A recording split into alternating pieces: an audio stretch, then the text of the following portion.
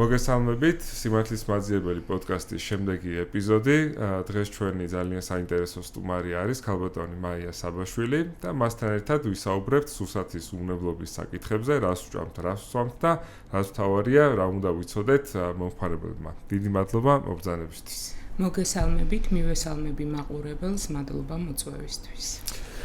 პირდაპირ გადავალ საქმეზე და ერთი ძალიან ზოგადი კითხვით დავიწყებ, რომ შევადაროთ, ვიცით, რომ დასავლეთ ევროპის ქვეყნებში სიცოცხლის ხანგრძლივობა არის ბევრად უფრო მაღალი, ვიდრე საქართველოში და ერთ-ერთი ცხადი არის ჯანმრთელობის საკითხი. ამ მხრივ თვითონ მომსახურების კუთხით და ვიცით, რომ საქართველოსთან შედარებით ერთი დიდი ნაბიჯით წინ არის, რამდენიმე ნაბიჯით არის წინ ევროპა და აქედან გამომდინარეც არის სიცოცხლის ხანგრძლივობა უფრო მაღალი, მაგრამ სურსათთან დაკავშირებითაც ხომ არ შეგვიძლია ვთქვათ, რომ რა გავლენას ახდენს სიცოცხლის ხანგრძლივობაზე და ხარისხზე. კიდევ ერთხელ მოგესალმებით. რაც შეეხება ადამიანის სიცოცხლის ხარისხზე და მის ხანგრძლივობას, რა თქმა უნდა, ერთ-ერთი მნიშვნელოვანი ფაქტორია უვნებელი სურსათის მიღება და ხარისხიანი სურსათის მიღება, თუმცა მხოლოდ ეს ფაქტი არ განაპირობებს ადამიანის სიცოცხლის ხანგრძლივობას. ადამიანის სიცოცხლის ხანგრძლივობას ასევე განაპირობებს ის გარემო და სუფთა და უზრუნველყოფილი და გარემო, რომელშიც ადამიანი ცხოვრობს. ეს არის უსაფრთხო გარემო, ასევე შეგვიძლია აღვნიშნოთ, რომ ეს არის ჯანდაცვის სისტემა და მათი მომსახურება ძალიან დიდ გავლენას ახდენს ადამიანის სიცოცხლის ხანგრძლივობაზე, მათი სერვისები, მათი ფუნქციონირება. მარტო სურსათს ვერ დავაბრალებთ. მარტო სურსათს, ასე რომ ჯანსაღად ვიკვებოთ, როგორც უვნებელი სურსათით, ისე ხარისხიანი სურსათით და მხოლოდ ამის იმედზე ვიყოთ და ეს იყოს ჩვენი სიცოცხლის გახანგრძლივების მიზეზი გასაგებია. მაგრამ რაღაც როლი ალბათ აქვს, ხო? დამაშ. თუნდაც მე ჯანმრთელობის სერვისები დაგვჭირდება თუ არა, რა სურსათს ვიღებთ აქედანაც. სურსათთან დაკავშირებული ყველა კანონი და ეს მოქმედი კანონმდებლობა არის დაკავშირებული იმასთან, რომ ადამიანის ჯანმრთელობასთან და მის სიცოცხლის რისკი არ უნდა შეექმნას. ეს შეიძლება უვნებლობაც მაგიტო არის, ხო, სურსათის უვნებლობა, რომ უნებელი იყოს ჩვენი ჯანმრთელობისთვის. მაგრამ უნებელი არ გულისხმობს ხარისხიანს, ხო? იმიტომ რომ მაგალითად, არ ვიცი, არ მინდა კონკრეტულ კომპანიებზე ვისაუბრო, მაგრამ ესეთი მაკდონალდსი ან რაღაც ესეთი fast food chain-ები სულ არის ხოლმე მაგის მაგალითი, რომ უნებელი არის, მაგრამ ხანგრძლივი მოხმარებისთვის რამდენად ხარისხიანი არის და ხანგრძლივი მოხმარებისთვისაც უნებელია თუ არა, არ ვიცი და ამაზე რომ ვთქვათ, ანუ სურსათის უვნებლობა მხოლოდ უნებლობაზე ზრუნავს, ხო? დიახ, სურსათის უნებლობაზე ზრუნავს, მაგრამ უვნებლობა არ ნიშნავს, რომ სურსათის არის ხარისხი. შეიძლება გქონდეს ხარისხიანი მავნე სურსათი და შეიძლება გქონდეს უხარისხო ჯანსაღი სურსათი, არამავნე სურსათი, მაგრამ აი, ცოტა რომ გავშალოთ რას ნიშნავს. მოდით ვაშლის მაგალითზე, ან საზამთროს მაგალითზე ავიღოთ, რაღაცა ცოტა უფრო ვიზუალურად რო წარმოვიდგინოთ. მაგალითად ვაშლზე რო ავიღოთ ერთ-ერთი მაგალითი, ვაშლი შეიძლება ვიზუალურად რაღაცა ფერი არ მოგვეწონოს, ან ის ფორმა არ ქონდეს, ან იყოს რაღაცა დაზიანებული, თუმცა მისი ქიმიური შემადგენლობა და მიკრობიოლოგია იყოს აბსოლუტურად სუფთა და უვნებელი და ესეთი ვაშლის მიღება უფრო ჯანსაღია და სასურველია ორგანიზმისთვის, ვიდრე იმ ვაშლის მიღება მაგალითად ვიზუალურად რო გვიტაცებს, ფერიც კარგი აქვს, ფორმაც კარგი აქვს, გაუჭრით, მისართმევათაც ძალიან კარგია, მაგრამ მის შემოწმების შედეგად შიგნით რაღაც ქიმიური ნივთიერებებს აღმოვაჩენთ, რომელიც მავნეა ადამიანისთვის და ასევე მიკრობიოლოგიურადაც დაბინძურებული შეიძლება იყოს თავისუფლად ის ვაში. და აი მაშინ რას გულისხმობდით, რომ აი შეიძლება იყოს უვნებელი, მაგრამ არ იყოს ჯანსაღი, ხო? თუ არ იყოს ხარისხიანი, ხო, ბოდიში. და ხარისხში აი ეს იგულისხმოთ, რომ ვიზუალურად შეიძლება ხარისხიანს არ გავდეს. და ამითი ვწდებით ხოლმე ხანდახან. ძირითადად მოსახლეობა ამით ცდება არჩევის დროს, როდესაც ყურადღებას ძირითადად მაინც ვიზუალურ მხარეს ვანიჭებთ. ჩვენ ხო იმ წუთას არ შეგვიძლია განსაზღვროს მის შიგნით რა არის. მაინც ვფიქრობთ, რომ არის ვიზუალური მხარე მთავარი, მაგრამ ესეც არ შეიძლება ერთი მიმართულებით წავიდეთ და რაღაცა მტკიცებულ ფორმაში ვთქვათ. თუმცა არის სურსათი, რომელიც ვიზუალურად ყველანაირად დამაკმაყოფილებელია და ერთ-ერთი სურსათის შემოწმების დროს ერთ-ერთი კრიტერიუმი არის ორგანოლეპტიკა, რომელიც რაღაცა არის საზღვარი და ამას უნდა აკმაყოფილებდეს ეს საზღვარი. აი თუნდაც ვაშლის მაგალითზე უკაცრავად და თუ რაღაცა ერთი გვერდი დაზიანებული აქვს, ის რა თქმა უნდა არც ხარისხიანი იქნება და არც უვნებელი სურსათი, ხო? იმიტომ რომ შიგნით როდესაც დაზიანებულია სავარაუდოდ მიკროორგანიზმები და ის მიკროორგანიზმები შემდეგ აფუჭებს, ხო ამ ვაშს. იგივეა სურსათი, როდესაც მაგალითად რო ვთქვათ, რომ ჩვენ თუ მაგას ვიცახით, რომ აიცი რა ორგანოლეპტიკას არ მივაქციოთ ყურადღება, ესე არ გამოვა, იმიტომ რომ შეიძლება სურსათს რაღაცა თვალით არ მოგვეწონოს და აი როდესაც სურსათი უკვე განსაკუთრებით მალფუჭებადი სურსათი იწყებს გაფუჭებას, ვიზუალური მხარე არის ძალიან მნიშვნელოვანი და ამიტომ ეს ორგანოლეპტიკას ერთ ცალსახად ვერ გამოვრიცხავთ. ანუ ერთი თემაზე თუ გადავალთ, ანუ ჩვენ როგორც მომხმარებელმა რა შეიძლება რომ გავითვალისწინოთ, ერთი არის რომ მოგეთ ვიზუალს ლურ დათვალიერებას მნიშვნელობა აქვს, მაგრამ არა სილამაზის კუთხით, არამედ იმ კუთხით, რომ შევატყოთ, რამდენად შეიძლება იყოს ჯანსაღი. სხვა აი რა შეიძლება მომხმარებელმა რომ გააკეთოს, მაგალითად ერთი ესეთი გავრცელებული არის, რომ აი საქართველოში რაღაც ქართული პროდუქტი. ხო და აი ეს ქართული პროდუქტი არ რაღაც არ ვიცი სოფელში ნაწარმოები რომელიღაცა არ ვიცი თუნდაც საოჯახო მეურნეობის პროდუქტი უფრო შეიძლება ჩავთვალოთ რომ არის ჯანსაღი თუ შეიძლება ჯობდეს რომ ვენდოთ რაღაცა ქსელს რომელიც შეიძლება უფრო მეტად აქცევდეს ყურადღებას სტანდარტს. დიახ. მაგასთან დაკავშირებით იცით რამ დაგითხრათ რომ ზოგადად მაღაზიებში ასე ვთქვათ და სუპერმარკეტებში დახლებზე ძირითადად ხდება ადგილობრივი გლეხებისგანაც მოყვანილი პროდუქცია, ასევე იმპორტირებული პროდუქცია. მაღაზიებში უფრო ხშირად და უფრო ინტენსივობით ხდება სურსათის ეროვნული სააგენტოს მიერ ნიმუშების აღება და მათი კვლევა.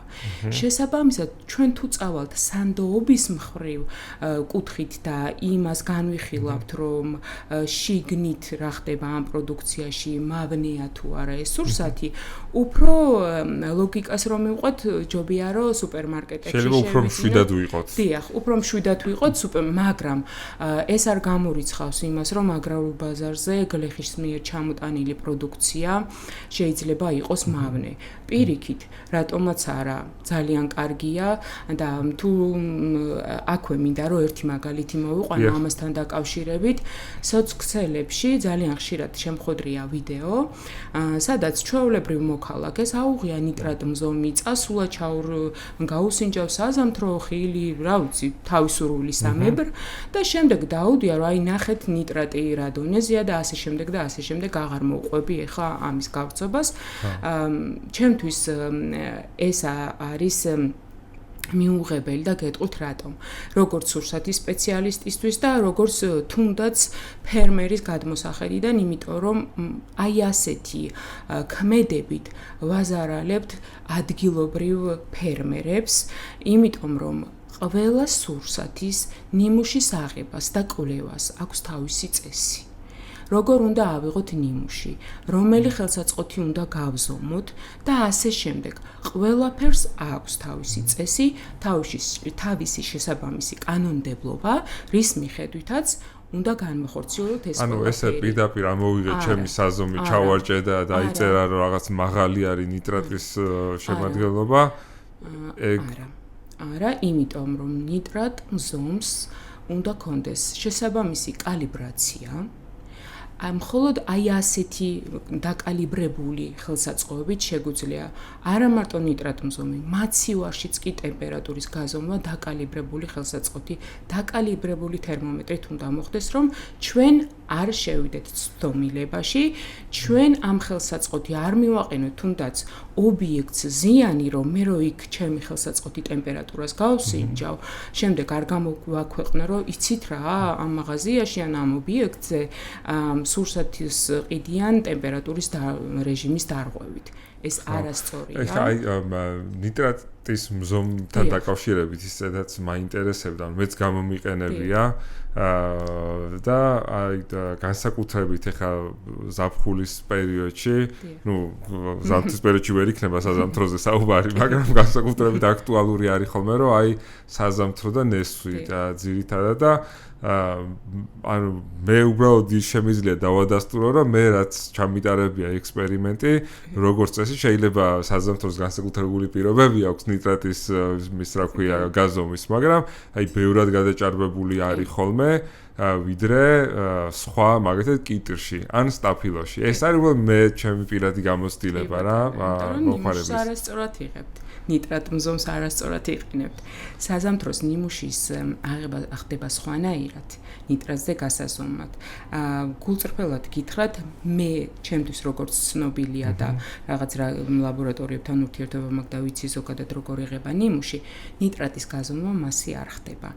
არც ერთი, რა ვიცი, ნიტრატმზომი სახელმწიფოს კონტროლს ვამბობ. აქ მინდა იცით რა მინდა გავმიჯნო, რომ როდესაც ხდება სახელმწიფოს მიერ ნიმუშის აღება, ის პასუხისმგებელია იმ ნიმუშის აღების წესიდან გამომდინარე პასუხისმგებელია იმ ნიმუშის აღების დროს, რომ არის დაცული ყველანაირი წესი და გამოკვლევის დროსაც დაცული. თქვენ რასაც მეუბნებით, დარწმუნებული ვარ, ჭხირიან ნიტრატმზომს იყენებთ, შესაბამისად ყველაზე მეტი რაოდენობა ნიტრატის გროვდება კანში, რომელსაც ჩვენ არ გამოვიყენებთ საკვებად, შესაბამისად იმ კანის ნიტრატის შემცველობაც კი მოქმედებს მერე იმ შკალაზე, რას გვიჩვენებს, ნორმა არის თუ არა და ამიტომ საზამთრო შუაზე უნდა გაიჭრას.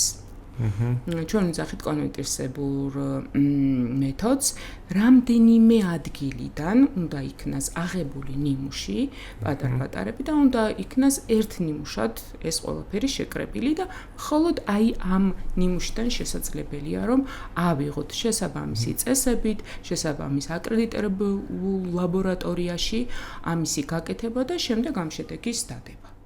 ხოლო ასეთ ლაბორატორიულ კვლევას ვენდობი და ჩემთვის არის მართებული. და თუ თვითონ ეს ნიტრატის, ანუ ჭარბი ნიტრატის არ ნიშნავს, ხო, ასე ვთქვათ, ავტომატურად, რომ აუცილებლად მავნე იქნება ორგანიზმისთვის. მაგ კომპეტენციას შინამდე მოდით მაშინ ცოტა შევცვლი კითხვის შინაარს. ანუ ის რომ აქვს უფრო მეტი ნიტრატი ვიდრე მაგალითად არის რაღაცა ნორმა, ეგ არ ნიშნავს რომ ასევე აქვს სხვა უარყოფითი ქიმიური რაღაცა პესტიციდები, ჭარბად გამოყენებული და სხვა.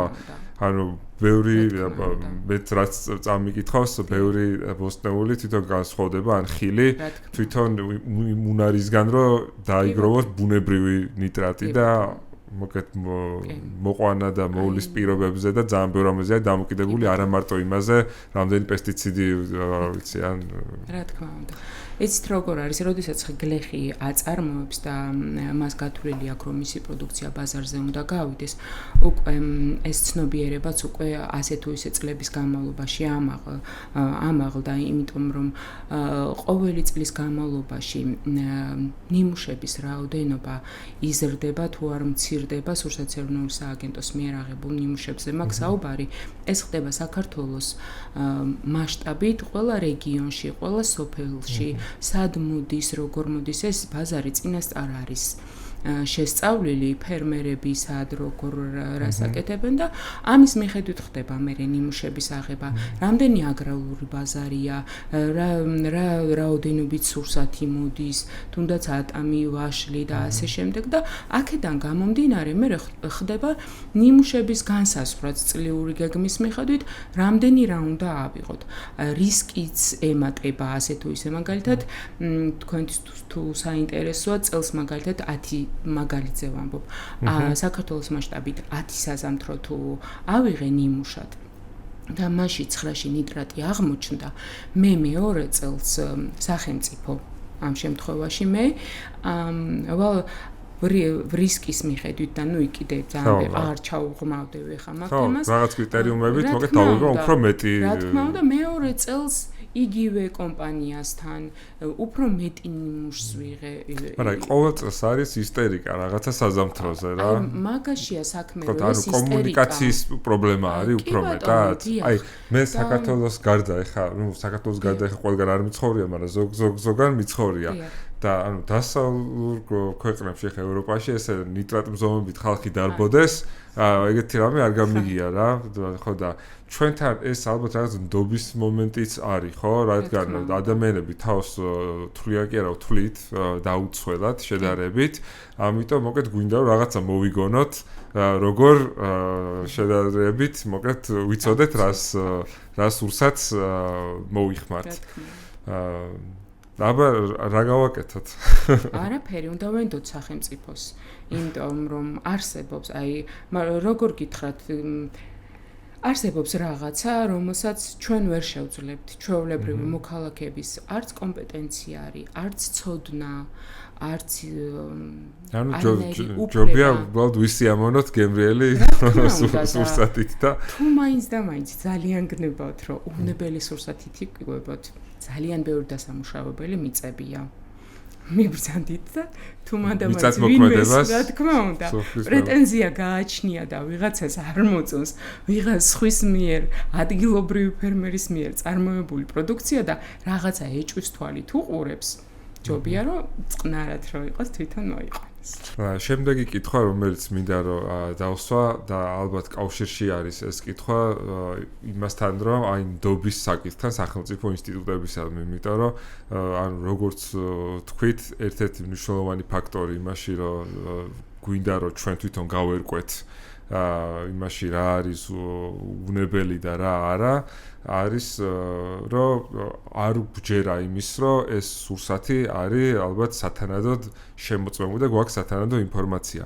ერთ-ერთი მე ხა ამერიკაში მახსოვს რომ FDA რო არის ხო ანუ სურსათის დეპარტამენტით როგორც ქვიათ სააგენტო ვებგვერდზე საჯაროდ აქვეყნებდნენ ხოლმე რა კონკრეტული სურსათი იყო ამოღებული რა კონკრეტული მიზეზით. მაგალითად, რაღაც ხორცში სალმონელა აღმოჩნდა და ამიტომ ამოიღეს. რაღაც სხვა რაღაცაში, სხვა სურსათში სხვა პრობლემა იყო და ანუ არის წლების მიხედვით შეგიძლია ნახო, რომ მოკეთ ეს არის კომპანიები, რომლებშიც საწყობად ესე და ეს პრობლემა და იქნება ჩვეულებრივი ამბავი არის რა. ანუ საქართველოში ეგეთი რაღაც არ არსებობს, ხო და ანუ არის რომ საჯაროდ შემიძლია სადმე შევიდე და ვნახო? რა თქმა უნდა. აი ეგეთ საინტერესო ინფორმაცია არის, იქნებ გითხრათ მაშინ. განვითარებულ სამყაროში, ამერიკაში, ევროპის ქვეყნებში და მათ შორის საქართველოშიც კანონმდებლობა, როგორც წეღანაც აღვნიშნე, ორიენტირებულია იმაზე, რომ ადამიანის ჯანმრთელობა და სიცოცხლე იყოს დაცული და ზიანი არ მიადგეს. შესაბამისად, მომხმარებელმა აუცილებლად უნდა იცოდეს იმის შესახებ ინფორმაცია, თუ გამოვლინდა საქართველოში მავნე სურსათი. შესაბამისად, სურსათის ეროვნულ სააგენტოს აქვს ამისი ვალდებულება და ყველა შემთხვევაში აქვეყნებს საჯაროა ეს ინფორმაცია, მის ვებგვერდზეც არის, მის საიტებზეც არის და ასე შემდეგ, აქვეყნებს ამ ინფორმაციას, რომ არის ასეთი მავნე სურსათი აბსოლუტურად თავიდან ბოლომდე მის შესახებ ინფორმაციას აქვეყნებს. პარტია დასახელება, წარმოება, ყველაფერს აქვეყნებს. თუნდაც აი ბოლოდროინდელი მაგალითი გავიხსენოთ, რძეში აფლატოქსინის აღმოჩენის შესახებ. და აქვე მინდა კიდე ერთი რაღაცა ეს ყვარლის ბაგაზე საუბრობთ თუ? არა, რძეში აფლატოქსინის აღმოჩენის შესახებ, ყვარლის ბაგასთან დაკავშირებით სურსათის ეროვნულ სააგენტოს არა ესე მაგაზე ცალკე ვისაუბროთ. რძის მაგალითი რა გქონდა? მაგალითად რძის რძეში როცა იყო ესეთი შემთხვევა ბოლო დროინდელი ეს უფრო ისე დამამახსოვრებელი მახსენდება, ეს არის რძეში აფლატოქსინის აღმოჩენის შესახებ. აქვე მინდა აღვნიშნო, რომ ეს მხოლოდ გამოქვეყნება არ არის მარტო, აი რომ აღმოაჩენს სურსათის ეროვნული სააგენტო ასეთ დარღვევას, რომელიც შეუსაბამობაში მოდის, მხოლოდ არ ნიშნავს იმას, რომ აქვეყნებს. სურსათის ეროვნული სააგენტო ავალებს ბიზნეს ოპერატორს ამ მავნე სურსათის, ამ პარტიის მავნე სურსათის ბაზრიდან გამოთხოვას, ამოღებას და დასაწყობებას და სურსათის სააგენტოს წარმომადგენლებთან ერთად მის განადგურებას. ან შეიძლება იყოს ისეთი დარღვევა, რომ გადამუშავებას ექვემდებარებოდეს ეს პროდუქცია. ან გამოსწორებადი იყოს? რა თქმა უნდა, არსებობს რაღაცა დარღვევები, რომელიც გადამუშავების შედეგად ჩვეულებრივად შეგიძლიათ, რომ სურსათად გამოიყენო. მაგრამ ეხლა მოძებნი მე მაგ ინფორმაციას, ანუ ეგ მაინტერესებს, ანუ შეგიძლიათ შეხვიდეთ სააგენტოს მათ გვერდზე, რა თქმა უნდა, შეგიძლიათ შეხვიდეთ სააგენტოს ვებგვერდზე, ყველანაირი ინფორმაცია აბსოლუტურად არის საჯარო. ასევე მინდა აქვე აღვნიშნო, რომ ყოველწლიური პროგრამაც კი არის საჯარო და გამოქვეყნებულია წლის განმავლობაში. რამდენი არაგეგმური თუ გეგმური ინსპექტირება განხორციელდა რეგიონების და რაიონების მიხედვით. აბსოლუტურად ყველა ინფორმაცია არის საჯარო. თუ თქვენ მანდ ვერ იპოვით და მე დარწმუნებული ვარ, რომ მანდ ვებგვერდზე არის ყველა ინფორმაცია, მაგრამ თუ სიტყვაზე თქვენ მანდ ვერ იპოვით, შეგიძლიათ გამოითხოვოთ ეს ინფორმაცია. არა, გამოთხოვით ხო გასაგებია. მაგრამ შეგიძლიათ შეხვიდეთ, აი უბრალო მოქალაქეზე მაქვს საუბარი, შეგიძლიათ შეხვდეთ და ნახოთ ვებგვერდზეც ყველა ინფორმაცია. კი, ნამდვილად, იმიტომ რომ ანუ მაინტერესებდა და კიდევ ერთხელ კარგად დავძებნი, რომ ძალიან საინტერესო არის ამერიკის მაგალითზე, ევროპაში არ ვიცი სიმართლე გითხრათ, მაგრამ ამერიკის მაგალითზე ძალიან ანუ წლების მიხედვით ძალიან კარგად ჩანს და ყვარლის ბაგაზე ხა არ გვიდა ძალიან დეტალებში წავსვა, მაგრამ უბრალოდ ისეთი შტაბ-ბეჭდილება რჩება ხოლმე მე და შეიძლება ჩემი შტაბ-ბეჭდილებაა, რომ ვიღაც ორი ბიზნესმენი ერთმანეთში თუ არ იჩხუბებს, ისე ვერ ვიგებთ, მოკლედ რაღაცა პრობლემებთან დაკავშირებით. ორი სიტყვით გახსენებთ რა კი ეხა თქვენ მაგ საკითხს შეეხეთ, რომ თქვენთვის რატო არ იყო ეს ცნობილი, ეს ხო გუშინ დელი და დღევანდელი ამბავი არ არის. ეს თქვენთვის იმიტომ არ იყო ცნობილი, რომ ის ანტიბიოტიკიანი რძე სანტემ არ მიიღო და არ ჩაუშვია მის პროდუქციაში. განადგურდა ის რძე. შესაბამისად, არანაირი ანტიბიოტიკი არ იყო ეგ საუბარი? არა, ეხა გერევათ აფლატოქსინიან რძეზე გერევათ და სოფლის ბაგა იყო სანტე. სანტეს მიწოდება სანტეს აწვდი და შესაბამისად სანტემს აქვს თავისი ლაბორატორია, სანამ იმ კვლევას არ გაივლის მიტანილი ნედლეული, მანამდე ის გადამუშავებაში არანაირ ნედლ რძეს არ უშვებს. შესაბამისად ამ ერთ-ერთი შემოწმების დროს აღმოჩნდა ეს ანტიბიოტიკი. ყველა პარტიას ამოწმებს, ჩემთვის როგორც ცნობილია და შესაბამისად მას ისეთი სისტემები აქვს მის საწარმოში დანერგილი, რომ შეუძლებელია, რომ ეს არ შეამოწმოს. გამორიცხულია, რომ ამას არ აკეთებდეს. აღმოჩინა ანტიბიოტიკები, რომელიც არ იყო სასურველი და კანონმდებლობაში არ ჯდებოდა და არ შეესაბამებოდა და ამიტომ უკანვე დაუბრუნდა და განადგურდა ის რძე.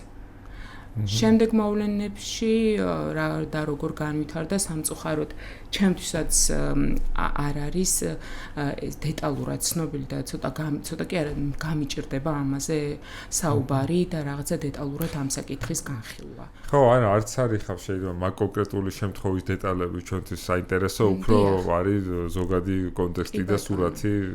ჩვენთან უბრალოდ ამ მოქალაქეებთან ამ ინფორმაციამ იმიტომ მოაღწია, რომ აქ მოხდა ორი ბიზნეს ოპერატორის დავა და შემდეგ ეს დავა გახმაურდა. და არ ვიცი ეს როგორ გამოვიდა ან ვერაფერს ვერ დავაბრალებ და ასე შემდეგ, მაგრამ საქმე იცით რაშია, რომ ეს ორი ბიზნეს ოპერატორის დავამ ძალიან ცუდად და ორი ბიზნეს ოპერატორის დავა ძალიან ცუდად აისახა მოსახლეობაზე და მოქალაქეებზე და მომხმარებლებზე, ასევე ბიზნეს ოპერატორებზე, როგორც ერთზე, ისე მეორეზე და საკმაოდ დაზარალდა როგორც ერთი ბიზნეს ოპერატორი, ისე მეორე ბიზნეს ოპერატორი და ისე მესამე ბიზნეს ოპერატორი სანტე, რომელიც მართლა არაფერ შუაში არ იყო და აი თვითონ ხო, ბიზნეს ოპერატორები ხა არ არის ჩვენი განხილვის საგანი იდეა და ალბათ თავარი არის რომ ეგეც ალბათ ისე უნდობლობის კონტექსტში იყო მნიშვნელოვანი, რომ დიდ სურათს შევხედოთ და მოგეთ ესე რატო უნდა ვიგებდეთ ამ ამბებს, უფრო თითქოს ეგეთი ის გაჩნდა. ეგ შემიძლია რომ დარწმუნებით გითხრათ, რომ ასე არ არის და აქვე იცით აქ ხო აქმებზე არის საუბარი, ხა თქვენ ვიცით როგორ აღიქვამს თავისთვის გამოიტანს მაგიას, ხა ჩვენ შეიძლება ვამტკიცოთ რომ კარგად არის თუ ცუდად არის, მაგრამ მომხმარების საქმე. კი ბატონო, აქვე მინდა დაგამშვიდოთ და კიდე ერთი ფაქტი გითხრათ, რომ არსებობს საერთაშორისო განგაშის სისტემა ამ სურსათთან დაკავშირებით.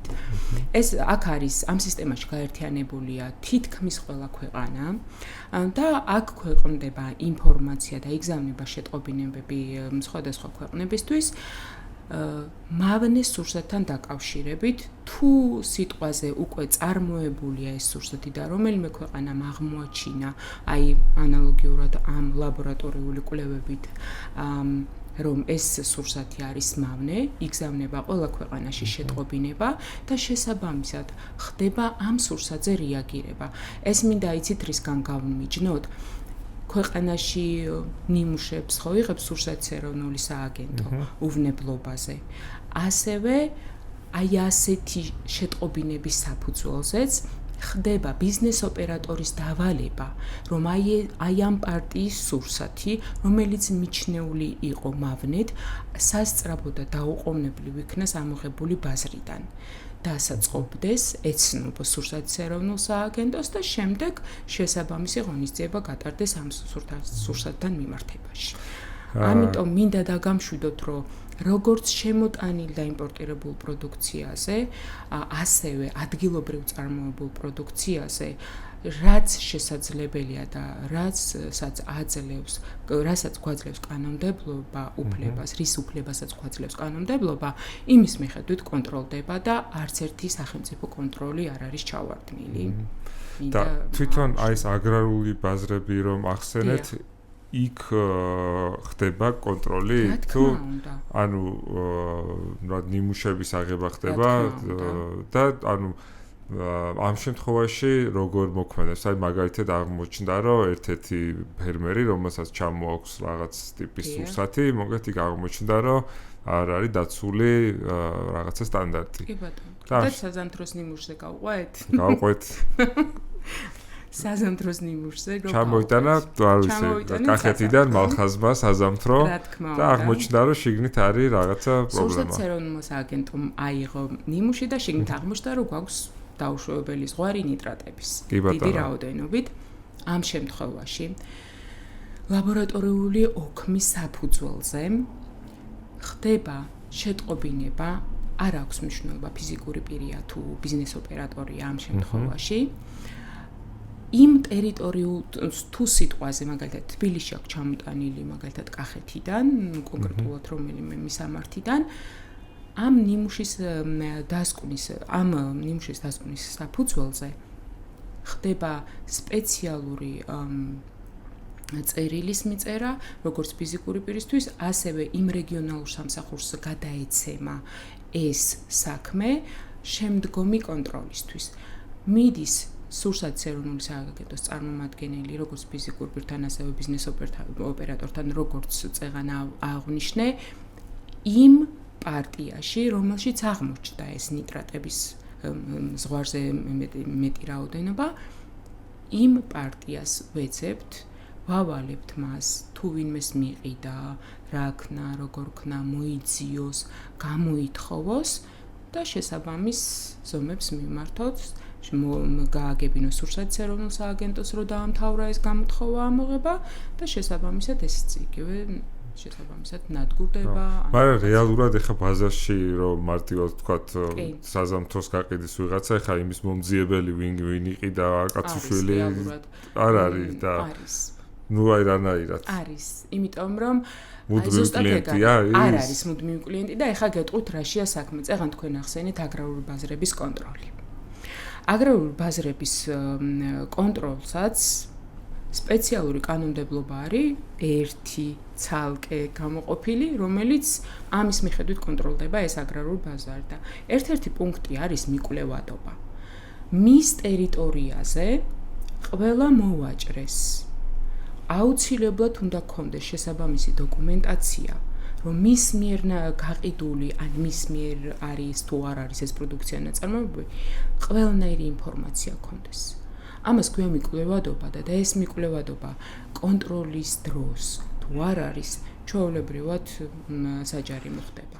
ნუ ალბათ მაშინ ესეთ დასკვნას გამოვიტანდი მე რომ ყველაზე უფრო რისკიანი არის, როდესაც აი მაგათად მივდივარ სადმე კახეთისკენ, ან დასავლეთში მნიშვნელობა არ აქვს და აი გზაზე არის ხოლმე გაჩერებული ის მაგალითად არ ვიცი იყიდება საზამთრო. გადავეკიდეთ საზამთრო. გავაჩერე ნუ სეზონია. გავაჩერე მასქვენი რა ქვია, დავაკაკუნე ზედ, გადავწყვიტე რომ ეს არის იდეალურია, ვიყიდე და წავიღე. და ვიქ არც მიკვლევადობა არსებობს, არც ხა სურსათის რატო არ არსებობს მიკვლევადობა? თქვენ ხო ზუსტად იცით. მე კი ვიცი, მაგრამ იმას რომ მე რატომ მივალ იმასთან უკან. მე საჯარიმოა, ერთხელ რო დაჯარიმდება, არა უყურეთ თქვენ კი არ მიხვალთ უკან, უყურეთ. მე ვეღარ მიპოვეს ის. თქვენ კი ვერ გიპოვით თქვენ. არა, რომ მითხრას რომ მაგალითად საზამთროში აღმოჩნდა მის პროდუქციაში პრობლემა და უყურეთ, აქ არის 1 და 2-ზე საუბარი. წეგნაც აღნიშნე პარტიაა ეს. პარტიას იცით რას უძახით? აი მაგალითად, ერთ დღეს ერთ წელს საზამთროს ხო არ მოწყვიტავდა ის კაცი. ხო, მე მთელი მოსავალი ეგეთი აქვს. მოსავალი, ხო, მასეთი აქვს. შესაბამისად, თუ თქვენ რაიმე ზიანი მოგადგათ ამ ნიტრატებიდან გამომდინარე, ან ესე რომ ვთქვათ, მოიწავნეთ ამ საზამთროთი, გარემოსდაცვა სოფლის მეურნეობის სამინისტროს აქვს ცხელი ხაზი. 15.01 შეგიძლიათ დარეკოთ და მოუყვეთ ესე ამბავი, რომ თქვენ კახეთში იყავით სტუმრად და ამ და ამ შეჭვირო შეიძლება. რა თქმა უნდა, არის ან თუნდაც ისე ჭვი, რომ დავინახე, რომ ძალიან დიდი რაოდენობით ნიტრატებით წამლავდა, თქვენ რასაც გინდათ რასაც გინდათ იმ ინფორმაციას დააფიქსირებთ, რაც თქვენ იქ დააფიქსირეთ და ფიქრობთ, რომ აი ეს ქმედება მავნეს გახდის სურსათს. შესაბამისად ვალდებული არიან და ასეც ხდება ყოველთვის რეაგირება გააკეთონ შეტყობინებაზე. გადაეცემა შესაბამის რეგიონს, შესაბამისი რეგიონის სურსათის ეროვნული სააგენტოს წარმომადგენელი მივა, აიღებს ამ ნიმუშებს, გამოიკვლევს. ან ნიმუშებს ახლა უბრალოდ მაგალითისთვის მოვიყვანე, მაგრამ შეტყობინებაში რა პრეტენზიაც არის დაფიქსირებული, რა ისტორია შესაბამის რეაგირებას, სახელმწიფო რეაგირებას გააკეთებს. და ამის შესახებ თქვენს წერილობით გეცნობათ. გასაგებია და მან ალბათ მნიშვნელოვანი საკითხი არის თვითონ რა რესურსი აქვს სურსათის უნებლობის სააგენტოს, ხო? იმიტომ რომ არ ვიცი, შეიძლება ძალიან ბევრი ფერმერი იყოს და შეიძლება არ ვიცი ხა ეგეც როგორ მუშაობს, გამსხვილებული როცა არ არის და ანუ ყველა თავისთვის რაღაცას მოიყვანს, ხო, იქ ხა კონტროლი უფრო რთული არის, ხო, ვინ რამდენ პესტიციდს უზამს და ასე შემდეგ და როგორ ფიქრობთ, ანუ ეგ არის ერთ-ერთი ყველაზე დიდი სირთულე, რომ შეიძლება ვერ აუდიოდეს სურსათის უნებლობის სააგენტო და აი ყველაზე მეტად პრობლემა რაში არის რა თუ შეგვიძლია მაგაზეც რომ ვთქვათ ჩემი პირადი აზრით უგნებავთ ეს შემიძლია ვთქვა პრობლემა რაში ვხედავ და როგორც მივხვდი სრულ ყოფილამდე არასდროს არაფერი არ არის მაგრამ რაღაცა სრულ ყოფილებას რომ მიუახლოვდეთ და როგორც თქვენ ამბობთ რომ რესურსიც გქონდეს სურსათის ეროვნულ სააგენტოს რომ გქონდეს ყველაფერზე რომ გქონდეთ ყველაფერზე ყველაფერზე წვდომა იმა, რამდენი მოიყვანა, ის რა საქმიანობს, ფიზიკური პირების კონტროლი ძალიან რთულია. ჩემი გადმოსახედიდან ვფიქრობ, რომ ფიზიკური პირების კონტროლი არის ძალიან რთული. იმიტომ რომ ძირითადად სურსათზეირონული სააგენტო მისი წლიური გეგმა დგება ბიზნეს ოპერატორებისგან გამომდინარე და თუ ეხა ფიზიკური პირი ბიზნეს ოპერატორად არ რეგისტრირდება და სადღაც 10 კილო პამიდორი მოიყვანა გაჯერებული ნიტრატებით და ნიტრიტებით და კიდე 1000 შხამით არის მოწამლული, მაგისი კონტროლი ხა 10 კილო პამიდორი, 10 კილო პამიდორმა შეიძლება დააზიანოს რაღაცა გარკვეული რაოდენობა ხო ადამიანების, რომლის უფლებაც აუცილებლად უნდა დავიცვათ, ხო? რაღაცას ხო ვერ გამოვარჩევთ. ამიტომ ყველაზე რთული არის ეს, რომ პატარა ეს ფიზიკური პირები bis კეთილსინდისიერებაზე უნდა ვიყოთ უკვე დამოკიდებული და იმედად. ხო. რაღაცა ეს, მაგრამ იცით რაშია საქმე? ზოგადად ეს ხა მეტნაკლებად ალბათ ყველგან არის პრობლემა, ხო? სადაც არ არის არ ვიცი, მაშინ ალბათ დასავლეთში როგორ არის, მაგალითად, ანუ რამე რო გაყიდო, იქ სხვა ლიცენზია გჭირდება და იმ ლიცენზიის ფარგლებში ხარ ალბათ შემოწმებული და აქ უფრო თავისუფალი ბაზარი არის და ანუ ეგეც ქმნის ალბათ, ხო, აი ამ რისკებს უფრო ზრდის რა ჩვენ შემთხვევაში. ნელ-ნელა მივალთ ჩვენც მაქამდე, რომ აგრარულ ბაზარში ფიზიკური პირი რო ჩამოიტანს მის მიერ მოყვანილ პროდუქციას, მას კონდეს სახელმწიფოსგან უფლება და მას კონდეს სახელმწიფოსგან ისეთი საბუთი, რომ და მოსახლეობისთვის არ იყოს ეს სურსათი მავნე. აი რაღაცა ესე და მივალთ ალბათ მანდამდე, იმიტომ რომ ზოგადად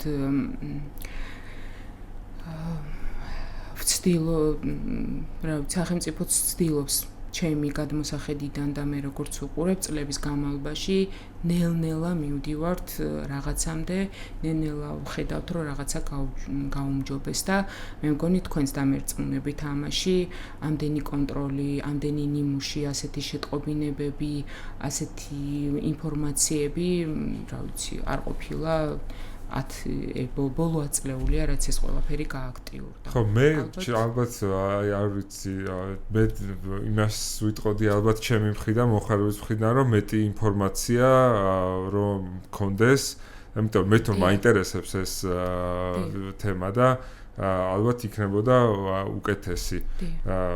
ეგ არის, იმიტომ რომ ძალიან რთული არის იცოდე ზოგადად რა ხდება და რა უმჯობესდება და ანუ საბოლოო ჯამში მაინც აღქმებზე დადის, ხო? ეხლა ჩვენ ხო სპეციალისტები არ ვართ, ანუ ჩვენ შეგულისხმობ ჩემნაირ ადამიანებს და მე ვხედავ იმას, რომ ყოველ ზაფხულს საზამთროზე არის მაინც ისტერიკა.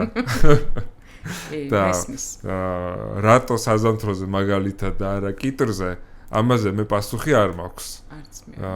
ანუ აი უბრალოდ ეს არის საზამთრო აღმოჩნდა ესეთი ამ დროს ატამიც საკმაოდ შეგვიძლია გამოყოთ, რომ აი მაგალითად ეს არის კონკრეტული ბოსტნეული ან ხილი, რომელიც უფრო რისკიანია და ესენი უფრო ნაკლები რისკიანი არის. არა, ესე ვერა. აი მაგალითად ხო, ნუ მაგალითად ანუ მე მგონი ფოთლიანი ისინი უფრო მეტად არიან მიდრეკილი ნიტრატების დაგროვებისკენ და გამიგია რომ რა ქვია ჩრდილში და საკმარისი მზე თუ არ ქონდა მეტად იგროვებენ და ესეთი რაღაცა ხო, ნუ წამიკითხავს რა, გამიგია ავტობუსის გაჩერებას არ გულისხმობ, ანუ გამიგია წაიგრე წამიკითხავს ეხა ხო, არ ვიცი, ანუ არ ვარ რამის სპეციალისტი რა თქმა უნდა, მაგრამ ანუ რაღაცა ლოგიკით მაინც თუ არ ვიცი რით შეიძლება ვიხელმძღვანელოთ, ანუ არის ისე ვერანაირ ლოგიკას მაგაში ვერ დავინახავთ რა. ერთადერთი შეგვიძლია ვიზუალურად დავათვალიეროთ, რომ არ იყოს რაღაცა გაფუჭებული, რაღაცა ნაწილი ამ სურსათის და მეორე მხარე არის, რომ სავარაუდოდ როგორც ხვდები ამ საუბრიდან, რომ ისეთ ადგილას შევიძინოთ, სადაც უფრო მეტი ნდობა გვაქვს, რომ შეიძლება იყოს შემოწმებული და ხარისხს აქცევდნენ ყურადღებას. ეგაა რაც რომ შეგვიძლია რომ გავაკეთოთ. რაც შეგიძლიათ რომ გააკეთოთ და აქვე მინდა კიდე მომხმარებლისთვის რამდენიმე რეკომენდაცია ვთქვა. არა მარტო რაღაც მართლა გეთანხმებით მაგას, რომ ამ საზამთროსთან დაკავშირებით ყოველ ზაფხულს რაღაცა ბუმია და სოციქსელები იქნება თუ ადამიანები იქნება, ძალიან ბუმია, მაგრამ საქმე იმაშია, რომ არსებობს კიდე ისეთი სურსათი, რომელმაც შეიძლება უფრო ძლიერი ჯანმრთელობის და სიცოცხლის დაზიანება მიაყენოს ადამიანს. ამიტომ არის რაღაცა ისეთი პატარ-პატარა ნიუანსები, რასაც აუცილებლად უნდა მივაქციოთ ყურადღება. და რჩევათ შეიძლება მივიღოთ პირველ რიგში აუცილებლად ობიექტზე რო შევალთ ელემენტარული ჰიგიენური პირობების თვალით შემოწმება, შეესაბამება თუ არა ესა და ეს პროდუქციის წარმოება იმ პირობებს, სადაც ის წარმოება. ჰიგიენაზეა საუბარი. რაც შეგვიძლია თვალით შეგვიძლია რომ თვალით შევაფასოთ, რომ იცა ეს ელემენტარული ჰიგიენის საწარმოს ჰიგიენის წესები ყველასთვის ცნობილია, იმიტომ რომ ყველა ოჯახში სადილს აკეთებს, ასე შემდეგ არაფრით არ განსხვავდება ეს უნარჩვევები საწარმოში არსებულ უნარჩვევებს პროდუქციის დამზადების მომენტს გულისხმობ. პირველ რიგში ეგ. მეორე რიგში რაც ყველაზე მთავარია, ეს ორგანოლეპტიკა, როგორ გამოიყურება სურსათი. ახალია თუ ძველი, აი ამის თვალით გარჩევა არც ისე რთულია, მაგრამ ეს პროდუქცია ვადაგასული არის თუ არა, მხოლოდ შეგვიძლია რომ ეტიკეტის საფუძველზე განვასხვაოთ. ამიტომ აუცილებელია, როდესაც ჩვენ ვიძენთ ჩვენთვის სასურველ სურსათს, ნახოთ მისი შემადგენლობა, რა არის შიგნით. განსაკუთრებით მინდა აღვნიშნო ისეთი ადამიანების, ისეთი მომხმარებლებისთვის, რომლებიც არიან მაღალი მგრძნობელობის ალერგიული ადამიანები, რომლებიც არიან, იმიტომ რომ კანონმდებლობა ყველა ბიზნეს ოპერატორს ავალდებულებს, რომ თუ შიგნით რაიმე ალერგენია ამ სურსათში, აუცილებლად უნდა იყოს გამოკვეთილი, ან გამუქებული, ან სხვა ფერზე დაწერილი. ამიტომ შესაბამისად მომხმარებელმაც რაღაცა დოზით უნდა აიღოს პასუხისმგებლობა, რას ყიდულობს ხომ? ამიტომ აუცილებელია რომ დავხედოთ ეტიკეტს. ის მეორე საკითხია, დასადავო საკითხია, ეტიკეტზე რო წერია შიგნით არის თუ არა ეს და ასე შემდეგ, თუმცა აკავე მინდა ეგეც დავამატო, რომ ეტიკეტთან შესაბამისობაზეც იღება სურსათის ეროვნულ სააგენტოს მიერ ნიმუშები. ძალიან ბევრი კუთხით იღება ნიმუშები, ძალიან დიდი ჩამოშლა აქვს ამას. ანუ ეტიკეტი რამდენად სწორად ეტიკეტზე ინფორმაცია რამდენად ასახავს? რა თქმა უნდა, რამდენად ასახავს რეალობას ამ პროდუქციის მიმართ. აბსოლუტურად თუნდაც ცილების, ცხიმების განსაზღვრას ვიღაცას უნდა რომ მაღალ ცხიმიანი პროდუქციით იკვებოს, ვიღაცას უნდა რომ მეტი ცილა მიიღოს და ასე შემდეგ. ეს აუცილებელია რომ მომხმარებელმა თვითონ განსაზღვროს მას რა უნდა. ამას ვერც ერთი სახელმწიფო ორგანო და ვერც ერთი სახელმწიფო დაწესებულება ვერ გასაზღვრავს რა უნდა იყიდო. რა არის შენთვის კარგი სასურველი და რა გინდა რომ მიიღო. ამიტომ აი ეს პასუხისმგებლობა მინდა რომ ყველამ გავათვით ცნობიეროთ, მათ შორის ჩემიდან დავიწყებ, ყოფილა ისეთი შემთხვევები, რომ ნამდვილად ვადაგასული სურსათი მიმიტანია სახლში, მართლა შემრცხვენია, რომ ანუ ეს უფრო რაღაცა უყურადღებობით თუ სისწრაფიდან გამომდინარე რაც უგვემართება ხოლმე, რა თქმა უნდა და მაგიტო ვამბობ, რა თქმა უნდა, შემდეგ, როდესაც ვნახულობ ამ ვადაგასულ სურსათს, ან ისეთ სურსათს, რომელიც არ შეესაბამება, ხო? და ვფიქრობ, რომ ავნია, რა თქმა უნდა, შეტყობინება უნდა დავაფიქსიროთ, იმიტომ რომ ის მე შეიძლება დავხედე სახში მოტანილს ვადა და არ მივიღე, მაგრამ სხვა შეიძლება საერთოდ არ დახედა იმ ვადას და მიიღო და ეს ვადაგასული პროდუქცია იყოს ძალიან ბევრი და ძალიან ბევრი მოქალაქე და მომხმარებელი დაზარალდეს.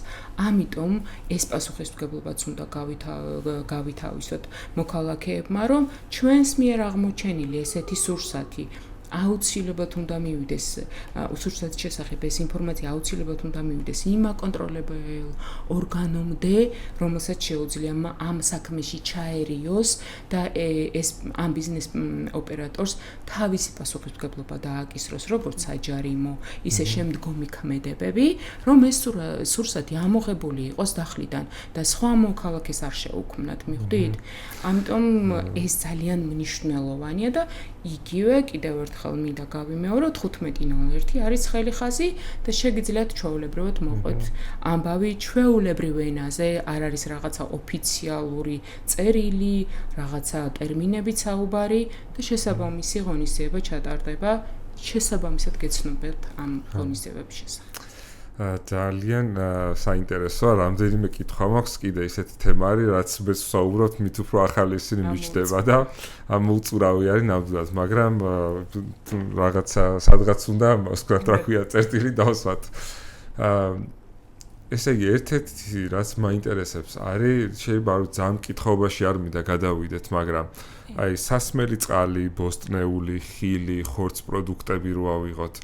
ყველაზე მეტად შეიძლება რომ თქვათ, აი სად არის უფრო პრობლემა, ანუ აი უფრო ხორც პროდუქტები უფრო რთული საკონტროლებელია, ან მეტად რისკიანია, სასმელი წყალი, აი სად შეგვიძლია გამოვკვეთოთ? იცით რა არის თქვენ ახლა რაც ჩამომითვალეთ ჩვენ სურსათის სპეციალისტები ესე ვყოფთ და ზოგადად სახელმწიფოშიც სახელმწიფოს კანონმდებლობის შესაბამისად ესეც არის მაღალი რისკის სურსათს ვეძახით შესაბამისად ამ მაღალ რისკის სურსათში შედის ცხოველთა სასაკლაოები, ნედლი რძის გადამამუშავებელი საწარმოები, ეს არის სასკვების ობიექტები, სკოლები, ბაღები, სასმელი წყალი, რა თქმა უნდა ეს არის მაღალი რისკის ობიექტები, რომლებიც აუცილებლად უნდა იყოს კონტროლირებადი და შესაბამისად სახელმწიფოს რაოდენობრივადაც უფრო მეტად ასეთ ობიექტებს რო განსაზღვროთ მაგალითად. ხო, მის უფრო მეტად როგორ ვთქვა, ყურადღება ექცევა, აკვირდება, უფრო მეტი მოთხოვნა, რა თქმა უნდა. უფრო მეტი მოთხოვნილებები და უფრო მეტი მოთხოვნები გვაქვს ამ საწარმოების მიერ. ამიტომ ეს სახელმწიფო ყველა მის კონტროლის განხორციელებას ახორციელებს წლის განმავლობაში ყველაფერს აკეთებს ამ საწარმოებში შესაბამისი სიხშირით მაღალი რისკის საწარმოებში. ამიტომ ძალიან იშვიათია და მინიმუმამდე არის დაყვანილი ის შემთხვევები, როდესაც აი ასეთი საწარმოდან გამოდის მავნე სურსათი. ძალიან მინიმუმამდე არის დაყვანილი, რა ვიცი, აი ფაქტიურად, თუ გინდათ სასაკლაოს მაგალითზე ის განვიხილოთ, რომ დაავადებული ცხოველის ხორცი არ იყიდება ბაზარზე, არის როგორ არ არის შემთხვევები, როდესაც ჩვენ ესე ვეძახით უბეჭდო ხორცს. ეს იმას ნიშნავს, რომ სასაკლაოს გვერდისავლით არის დაკლული და ისი არის ბაზარზე გამოტანილი, თუმცა ამაზეც გარკვეული ღონისძიებებია და ასე შემდეგ ძალიან შორს წავალთ ამ ეს თემა რო გავშალოთ, მაგრამ უბრალოდ მაგალითად მომყავს მიხვდით და აი მომხმარებელსაც მაგას ურჩევ, რომ როდესაც მიდის და ყიდულობს ხორცს და აუცილებლად მანდ უნდა კონდეს დამღა და მასთან დაახდეს ფორმაური შესაბამისი ეტიკეტი. როდის არის დამზადებული ასე და ეს ბეჭედი ვიზუალურად რომელიც ჩანს, ხო? ნიშნავს იმას, რომ სასაკლაოდან არის გამოსული, რომელიც კონტროლდება სახელმწიფოს მიერ. იყო წლების წინ, სანამ ესე ნელ-ნელა ეს უვნებლობაც განვითარდებოდით, რაღაცა იყო, რომ ქუჩაში იკლებოდა საქონელი. ალბათ თქვენც გემახსოვრებათ, წეგან კახეთიც ვახსენეთ, რომ ესე ქუჩაში ხდებოდა დაკლა, ჩამოტყავება, მე მგონი მაგაზე კიდე ცალკე მინდოდა მეკითხა, რომ აი რამდენად არის მე მგონი ვიზუალურად ჩანს უკვე, რომ აი ესეთი შემთხვევები, თუნდაც კახეთში რო გავივლით და მაცივრები რო არის ჩალაგებული, რამდენიმე წლის უკან მანდ დაკიდებული იყო ხოლმე იქვე ჩამოტყავებული და იქვე დაკლული ცხოველები. ეს ყველაფერი არ გამორიცხავს იმ ამბავს, რომ ასეთი შემთხვევები არ არსებობს საქართველოში, არსებობს, როგორ არ არსებობს, მაგრამ სახელმწიფო ცდილობს მინიმუმამდე დაიყვანოს ეს ასეთი შემთხვევები. და ამიტომ მოსახლეობაც ის კი არა, რომ სადღაც ხეზე ჩამოტყავებულს რო ხედავ და აი ის ნაჭერი მინდა რაღაცა რომ მოგეწონებათ ვიზუალურად მოეწონება ვიზუალურად მოქალაქეს, აი ის ნაჭერი მინდა და ის ნაჭერი მომიჭერი ეს საფრთხეა. ჩვენ არ ვიცით, ის ცუდად ყავდა და მაგიტო დაკლა, რატო დაკლა. ხო, ეს სრულიად არის კონტროლს მიღმა და ვართ ბედისანება რა. რა თქმა უნდა, თუმცა შეიძლება იყოს ისეთი დაავადება, რომელიც სულაც არ იცოდეს, რომ ჭირდეს ცხოველს და კლინიკურად ჯერ არ იყოს გამოვლენილი და სასაკლაოში მიიყვანოს ვეტექიმა გასინჯოს და კლინიკა არ აქვს არანაირი დაავადების, თუმცა შეიძლება გაიპაროს რაღაცა დაავადება, მაგრამ სასაკლაოზე მოწმდება ზუსტად იმ დაავადებებზე ეს ცხოველები დაკლის წინ და დაკლის შემდგომაც, რომელიც საფრთხეს ქმნის ადამიანის სიცოცხლის დაჭამთანობას. თორე არსებობს კიდე მეტი რაღაცა დაავადებები, მაგრამ ის ზონოზე არ არის, ის არ გადაედება ადამიანს სიტყვაზე, ესე რომ გავყვეთ. კიდე ერთხელ ვამბობ, მინიმუმამდე არის დაყვანილი საფრთხე, რომ არ მოხდეს ესეთი. აი მე ყველაზე ერთ-ერთი ისეთი შემთხვევა, რაც გამიგია, ოღონდ გამიგია და წამიკითხავს ანგარიში, რომ სასმელი წყალი იყო დაბინძურებული თუ არ ვცდები რეგიონების 70% სკოლების შემთხვევაში ფეკალიებით. ხო, ეს ანგარიში არ არის ძალიან ძველი, მე მგონი, ანუ როდინდელ ამბავს აღწერს არ მახსოვს, მაგრამ ანუ ეხლა ფიქრობთ, რომ მოგვარებული არის ეგ პრობლემა და რეგიონებშიც, თბილისში თქოს უკეთესი მდგომარეობა იყო, მაგრამ რეგიონებში იყო ძალიან მძიმე ვითარება ამ მხრივ და თქვენი ინფორმაციით რეგიონებში გამოსწორდა ცოტა სიტუაცია, ან ინფრასტრუქტურული პრობლემიდან არის გამომდინარე? მოდით მაშინ თავიდან გავყვეთ, ეგ ძალიან მნიშვნელოვანი საკითხია, იმიტომ რომ სურსათის დამზადება, წარმოება პირველად ყველაფერი წყალთან არის დაკავშირებული. აბსოლუტურად თავი რო დავანებოთ, რომ წყალი აუცილებელია ადამიანისთვის სასმელად. ბოლო 10 წლეულების განმავლობაში ძალიან დიდი მნიშვნელობა მიენიჭა ამ წყალს, რადგან ესე პრობლემატური იყო და რაღაცა პრობლემები გამოვლინდა. ბოლო 10 წლეულის განმავლობაში წყალმომარაგების სისტემებს წყალმომარაგების სისტემას ვინც კურირებს იმ კომპანიებს დაევალათ სურსათის ეროვნული სააგენტოს მითითებებით კანონმდებლობის შესაბამისად დაევალათ მათი სათაო ნაგებობების შესაბამისობაში მოყვანა. ეს არა მარტო სათაო ნაგებობებზეა, სათაო ნაგებობიდან რო გამოდის ეგრეთ წოდებული ეს არხები, მილები, მათი გამოცვლა და მათი კანონმდებლობის შესაბამისად ყველაფრის გაკეთება.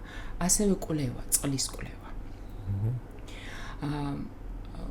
ამიტომ ბოლო წლების განმავლობაში თბილისში სახელმწიფო კონტროლს ექვემდებარება, აი მაგალითად რო ავიღოთ GVP-ს მაგალითზე, თბილისში ხო ოპერირებს GVP, წყალმომარაგების სისტემა.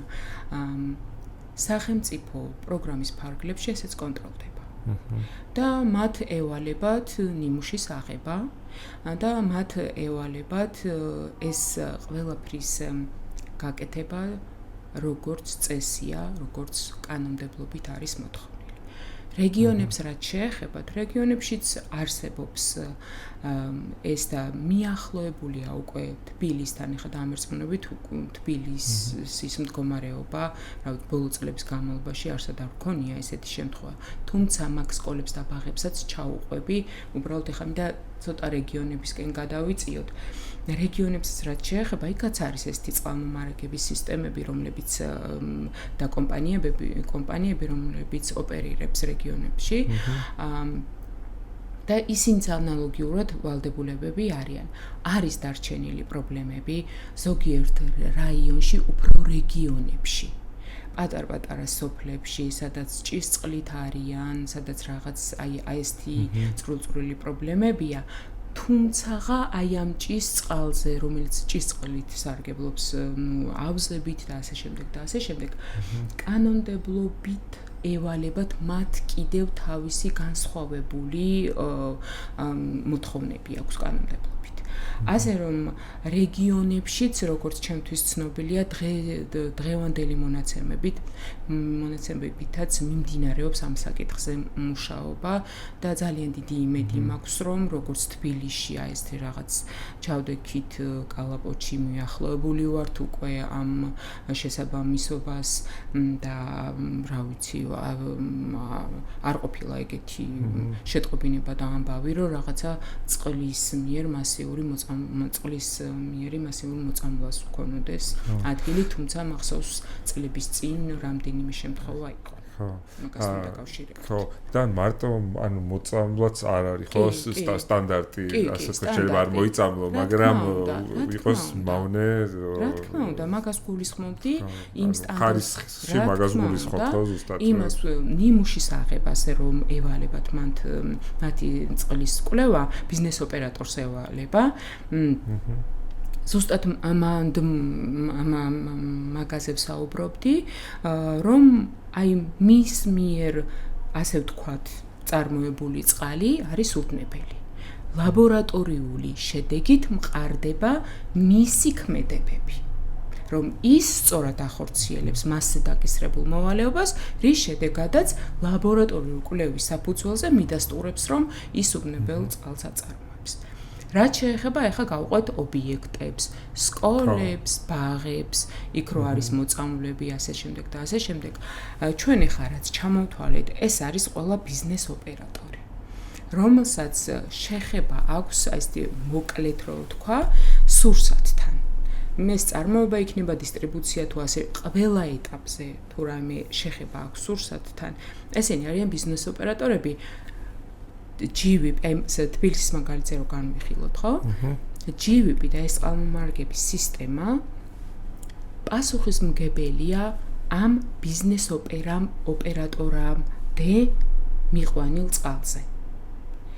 ბიზნეს ოპერატორის სამოქმედო არეალი რაც არის, მისი ტერიტორია და მასზე არსებულ გაყვანილობა იქნება და მასში არსებულ წყლის ცირკულაციაზე, იმ წყლის უვნებლობაზე პასუხისმგებელი არის ბიზნეს ოპერატორი და როგორც ვახსენეთ, სახელმწიფო კონტროლის როდესაც ხორციელდება, იქ არის ერთ-ერთი პუნქტი, ეგრეთ წოდებულ ჩეკლისტში, ინსპექტორების ჩეკლისტში, სადაც უშუალოდ ევალება ბიზნეს ოპერატორს წელიწადში ორჯერ გამოიკლიოს მის ტერიტორიაზე წყალი.